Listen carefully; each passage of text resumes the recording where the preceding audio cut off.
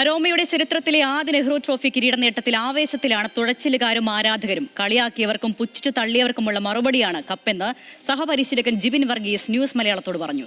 കർഷക തൊഴിലാളികളുടെ മക്കൾ നേടിയ വിജയത്തിന് ഇരട്ടി മധുരമെന്നും ജിബിൻ വർഗീസ് പറയുന്നു. ദേവൻ MP തയ്യാറാക്കിയ റിപ്പോർട്ടിലേക്ക്.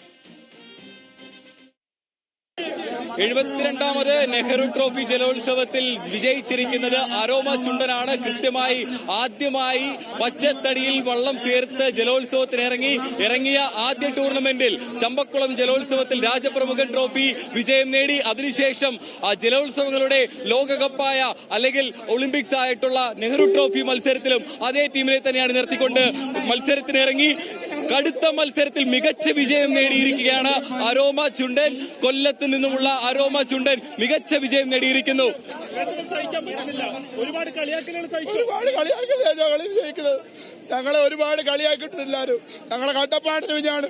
ഒരു പ്രവേശനത്തിനില്ലാതെ കാര്യം മലയാളികളെ വെച്ച് മാത്രം ഞങ്ങളുടെ കൂടെ മത്സരിച്ചവരെല്ലാം 10, 30, 40 പ്രവേശനത്തിനെ വെച്ച് കളിച്ചപ്പെടും.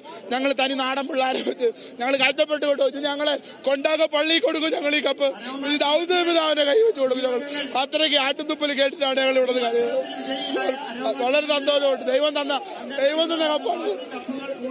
എന്തായാലും അരോമ ചുണ്ടന്റെ കോച്ച് നമ്മളോടൊപ്പം ചേരുകയാണ്.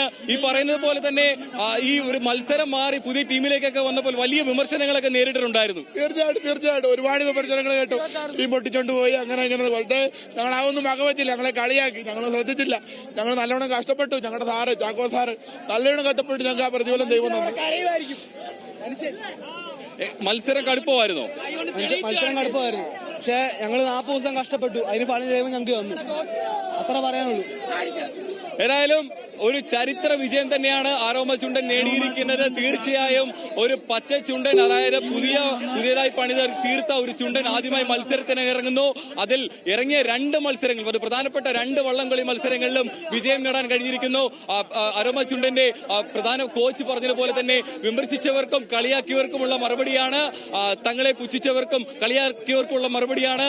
കർഷകരുടെ തൊഴിലാളികളാണ്, അവരുടെ മക്കളാണ് തുഴച്ചിൽക്കാർ. അങ്ങനെ കർഷക തൊഴിലാളികളുടെ മക്കൾ നേടിയ വിജയമെന്നാണ് അരോമ ചുണ്ടന്റെ വിജയത്തെ അവർ വിശേഷിപ്പിക്കുന്നത്.